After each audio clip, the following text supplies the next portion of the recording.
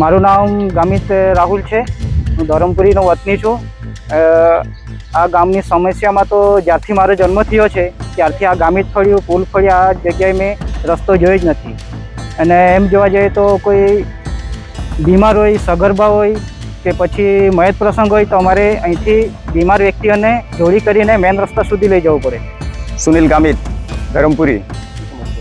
અહીંયા સમસ્યા એ છે કે રસ્તાની બહુ મોટી સમસ્યા છે। હમણાં અમુક આ એક જ રસ્તો છે ને, એ લગભગ 4-5 ફળિયાને જોડતો રસ્તો છે। વારંવાર સવારે દૂધ, અહીંયા ડેરી પણ છે, દૂધ ભરવા લોકો મોટે ભાગે એ જ રસ્તાનો ઉપયોગ કરે છે। એ રસ્તા પરથી તો આખું 4-5 ફળિયાના લોકો જ આવે છે। અમે કેટલી વાર પંચાયતોમાં રજૂઆત કરી, તાલુકા સુધી પહોંચ્યા, પણ પંચાયતોમાં ઠરાવ થઈ જાય, સરપંચને પૂછીએ તો સરપંચ કહેશે હા મંજૂર થઈ ગયેલો છે। આટલે કેટલા વર્ષ થઈ ગયા, 28 થી 30 વર્ષ થઈ ગયા, ત્યાં સુધી હજુ રસ્તાનું નવીનીકરણ નથી થયું। પૂરી ગામે જે રસ્તાની સમસ્યા છે એમાં જે ચિકાર ફળિયા છે, ધરમપુરી ચિકાર ફળિયા સ્મશાન ભૂમિ તરફ જતો રસ્તો, એ પણ મુખ્યમંત્રી સડક યોજનામાં મંજૂર થઈ ગયો છે અને એ 87 લાખનો થયો છે।